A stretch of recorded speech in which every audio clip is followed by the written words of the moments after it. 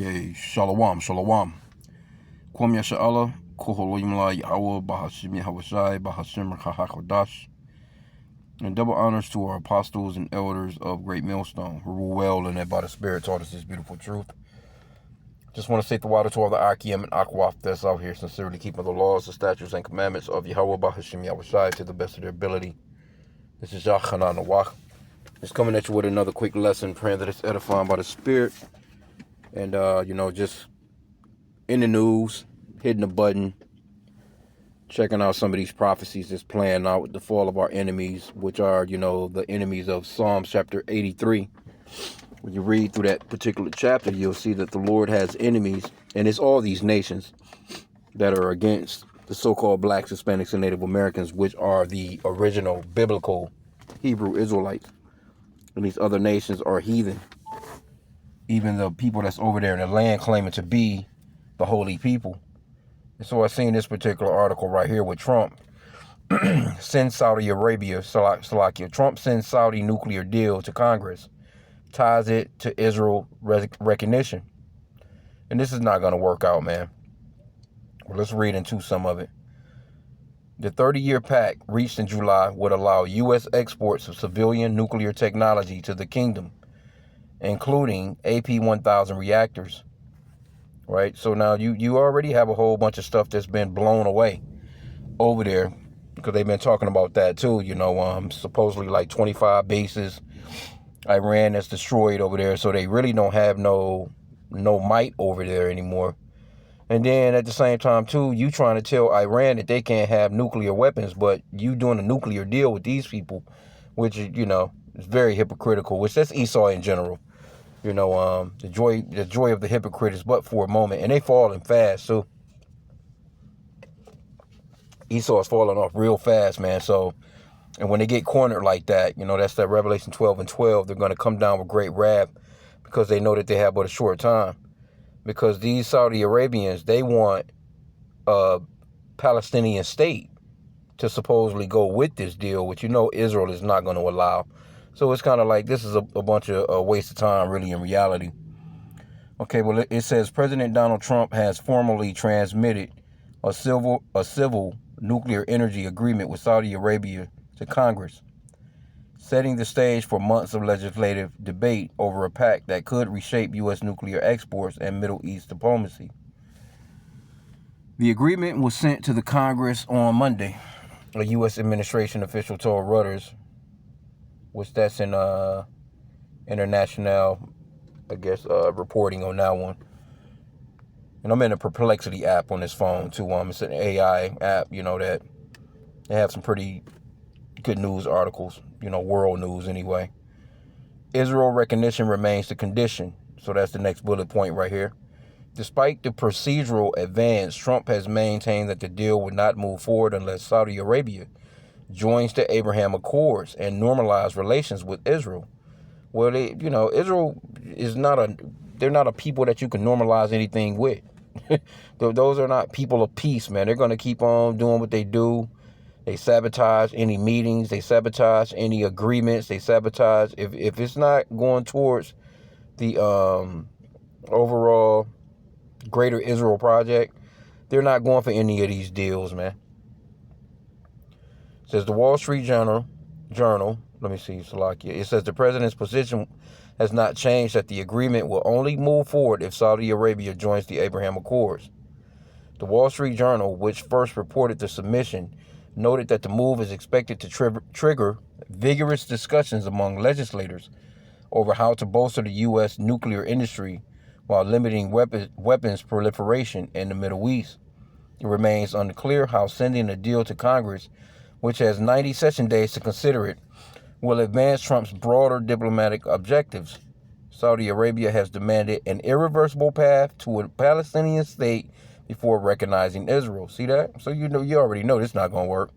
A position that has not changed since Israel's war on Gaza began in October 2023.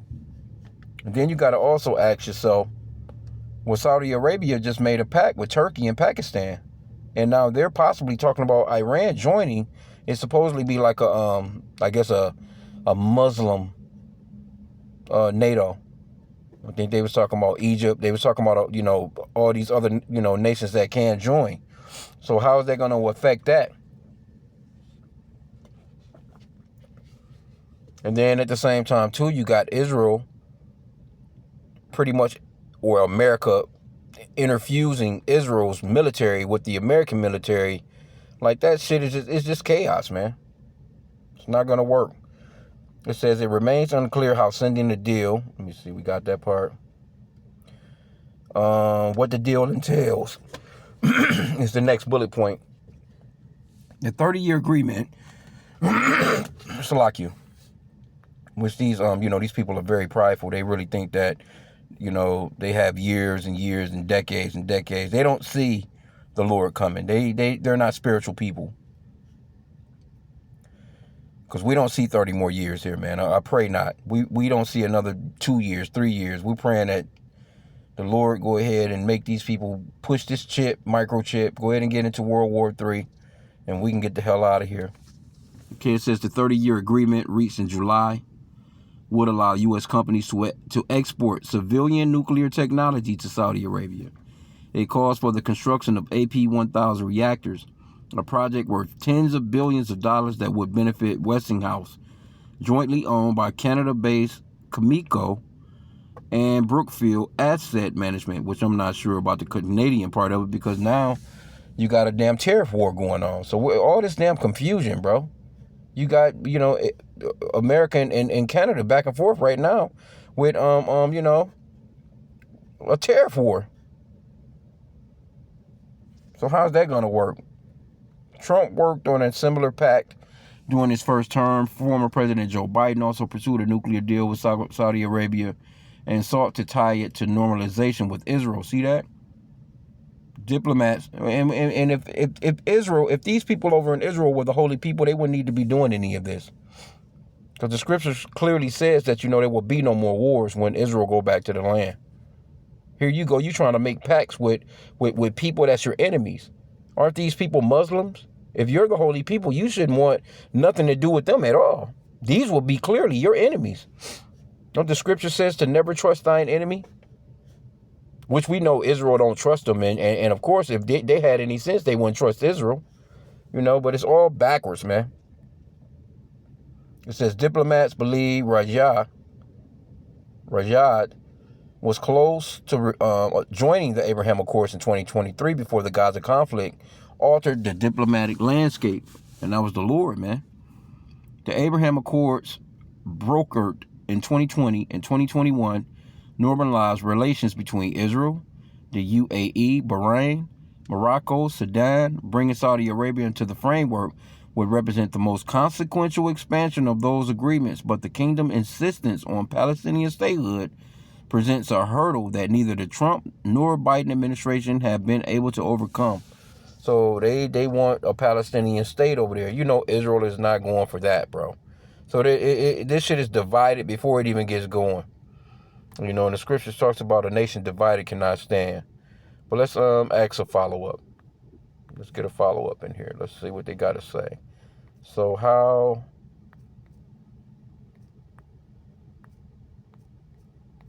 does this affect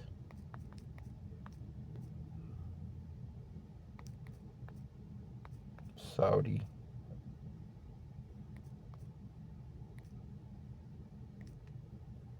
Arabia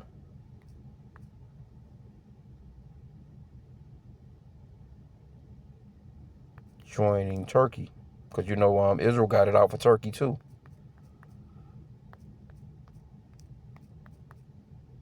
Yeah, man, we almost out of here.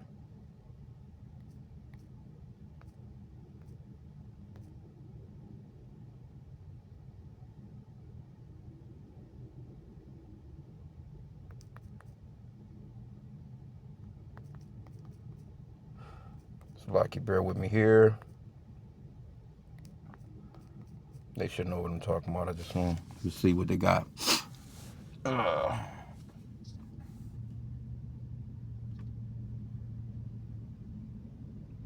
Okay, it says, I just asked, so how does this affect Saudi Arabia joining Turkey and Pakistan in their agreement? said it likely does not prevent Saudi Arabia from being part of the Turkey-Pakistan agreement. But Israel got beef with Turkey. Israel is their next target. If they can get things done with Iran and all this, they're moving on to Turkey, which we know that that's not going to happen. Prophetically, Saudi Arabia has already signed the Mecca Joint Defense Agreement with Turkey and Pakistan, and the pact explicitly does not replace existing bilateral or multilateral agreements with other countries. Separate tracks. The U.S.-Saudi nuclear arrangement is a civil nuclear cooperation and export deal. The Saudi-Turkey-Pakistan agreement is a defense cooperation framework that treats an armed attack on one signatory as an attack on all three. They address different areas, so legally and politically they can coexist. Well, yeah, it can coexist, but it don't make no sense. You know what I'm saying? This shit don't make no sense. It says Washington and Congress would likely scrutinize whether Saudi cooperation with Pakistan, already a nuclear-armed state, creates proliferation, technology security, or end-use concerns around U.S.-supplied nuclear technology. The Saudi-Turkey-Pakistan parties have said their defense arrangement is defensive and not linked to nuclear ambitions or an arms race, but the agreement's operational details and commitments remain unclear. Well, it's going to lead to all that because Israel not going to stop. If U.S. approval of the nuclear deal remains tied to Saudi recognition of Israel, the central obstacle in Saudi-Israeli normalization, not Saudi membership in the Turkey-Pakistan pact. Still, closer Saudi security ties with Turkey and Pakistan could give Riyadh more strategic leverage and reduce its dependence on Washington, potentially making the normalization negotiations harder or slower rather than automatically ending them. Yeah, okay. Anyway, it's all leading up to the Third World's Woe. That's all that it is. Let's get that real quick. Just one of the things that we see in the news, man. Esau is done. These people are all over the place, and they trying real hard to to get in order, but the Lord got them in slippery places, man. There's a scripture on that too. They're in slippery places. In Psalms chapter 73, Revelation 11 and 14. Because this is what's coming down the pipe right here. The second woe is past, and behold, the third woe cometh quickly. That third woe is the Third World's War. These people have been in 3 world wars, basically 3 world wars in the past 75 years, man. And again, Israel not gonna give. You can forget about that. They have gotten their hands on the U.S. military, and they're going to use the U.S. military to their liking. And it's going to get America and Israel fucked up, just like how the scripture says, man. Right? Let me see. Let's get that one I quoted there. Let's see in Psalm 73.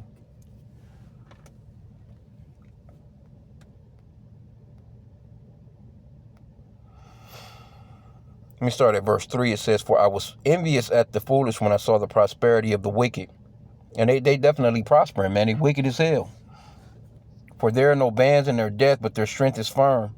They are not in trouble as other men, neither are they plagued like other men." But now Deuteronomy 30 and 7 is starting to come into play where, those curses are starting to be reversed on them. You can see it, man. Esau not doing well right now. The so-called white race is through. If you go back and you look at time when Esau was out here in the 1900s, especially because that's kind of like their height. Of course, they, from the 1600s, 1800s, Esau been running the world for quite some time. But, when it comes to America, Babylon, in the early 1900s, your 1910s, 20s, your 30s, your 40s, 50s. Hey, Esau was out here balling out of control. They were doing well. The food was good. The people were a lot healthier. You didn't have all this mental shit going on. All these people getting fucked all up. You know what I'm saying? You didn't have all this chaos. You didn't have all these retarded ass children running around. You didn't have, the chemtrail. I'm looking at chemtrails in the sky right now. Just retarded, bro. I'm talking about like it's nasty looking in the skies, bro. And so, There was a time when you didn't have all that. There was a time when people was doing better, and Esau was at the top of his world, man. But that shit is not the case no more, man. Psalm 73:6, it says, therefore pride compasses them about as a chain. Violence covereth them as a garment. Yeah, man, they're very prideful. And that violence is just, that's all that they know. It says it covers them as a garment. That means that's like your clothing being on you. You're covered. They're covered in violence. It says their eyes stand out with fatness. They have more than heart could wish. They can never have enough. You got the world, you got the whole planet under your ruling thumb, but it can never be enough for these people. They're going to continue. And as time goes on, you can clearly see how corrupt the world has become. You can see how corrupt the people have become. Because your governments, the scripture talks about just like how the rulers are, that's how your people would be. These people are just as corrupt as their leaders. You got a 34-time felon / pedophile running the most powerful most powerful country in the world, man. And this guy is a loose cannon. He's doing it all. Verse 8, it says, they are corrupt and speak wickedly concerning oppression. They speak loftily. And that's them, man. They don't care nothing about you jakes going through anything that you've been going through for the past 500 years. They trying to put more on your ass.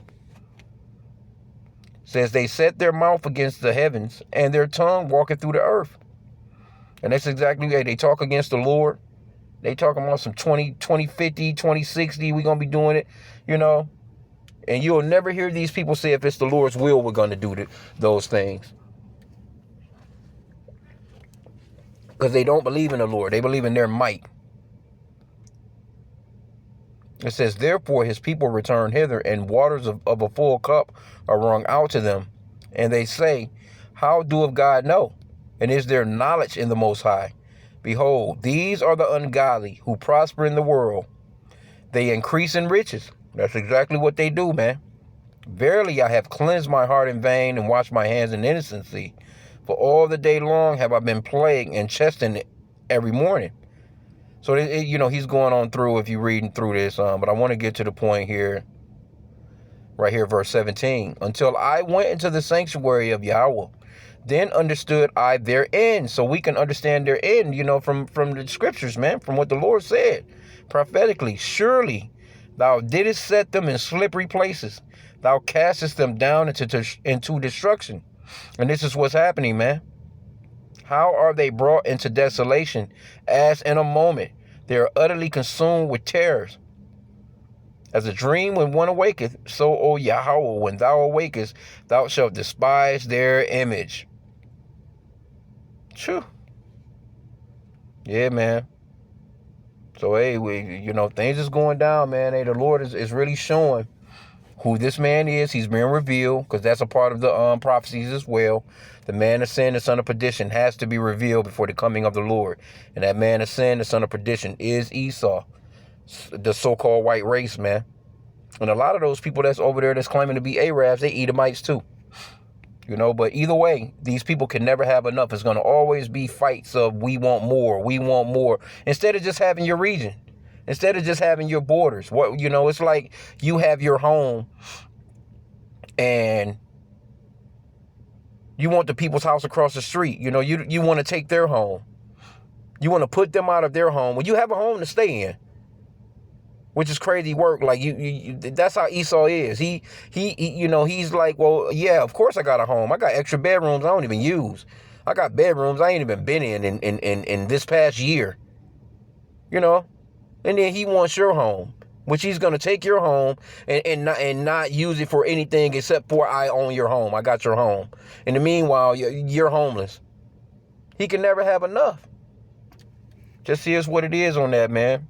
And so that was just one of the articles I seen, but you can see multiple articles in here. That was just my little follow-up question. And of course, you got Dolly Parton, her ass is out of here. She gone. Pentagon makes Palantir Maven AI an official program of record. Yep. Hey, they about to start microchipping the shit out of people. AI spending spree drives 23% drop in U.S. corporate tax revenue. This place is doomed, man. AI chip stocks now dominate emerging. What do you think they keep talking about all these chips and shit for, and all these data centers and all this stuff like that for, man? They're talking about all that stuff because, hey, they ready to start chipping you people soon. See, Meta states discuss mid-trial settlement in teen addiction case. They ain't no telling what's going on with that. You know, they probably on Mark Zuckerberg's ass because he's maybe not with the program like how he should be.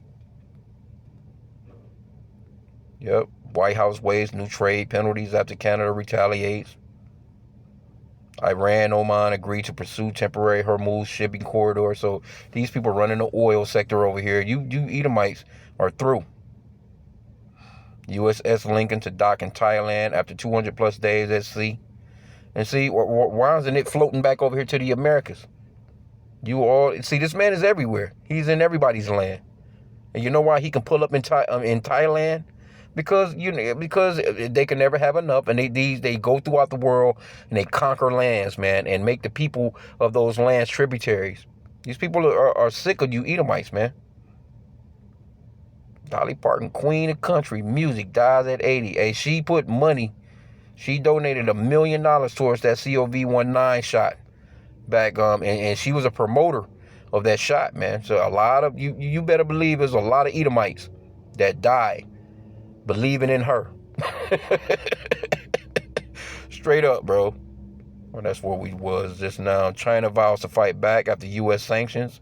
See that? Chinese entities over Iran ties. Because see, Scott Bessent, with the, this is their new strategy now. We're going to fuck over anybody that has any thought of dealing with Iran. And see, they're only digging a bigger hole for themselves. That's all, you know what I'm saying? Our enemies are falling, man. 2 unvaccinated people die of the measles in Pennsylvania. You already know how they going to swing all this shit back around. DOJ threatens to demolish Kennedy Center if court blocks renovations. CIA director Ratcliffe makes secret trip to Moscow. These people all over the place. Because see, Esau's greedy. He's greedy. He can never have enough. Whoever got the money, that's where he's going. All that patriotism, all that American shit. Trump don't give a fuck about no America. Them people they care about their bank accounts. Ukraine stages world's first drone-only military parade. Trump says U.S. Navy cleared all mines from Strait of Hormuz. This nigga be lying his ass off. U.S. declines to join 50-nation UN rebuke of Russia over Ukraine strikes. Yeah, United States, they like, nah, we ain't gonna say nothing about that. Just the people that they should be going after, they don't. And the people that they that's got nothing to do with nothing, they go after. So you Americans have been found out to be some weaklings, man. The scripture talks about, has thou become as weak as we. So I'm gonna end out there. There's a lot going on, man, in the world, a lot going on in the news. Pay attention. The Lord said to watch and pray. He says to measure thou the times diligently in itself, and we're measuring the times, man, with the scriptures, and lining it up with world news, man, the things that's happening, man. So we got to do that. That's a part of the job. So I'll end out there, man. Hey, I pray that the lesson was edifying. Kwame Yasha Allah and a Bible ball.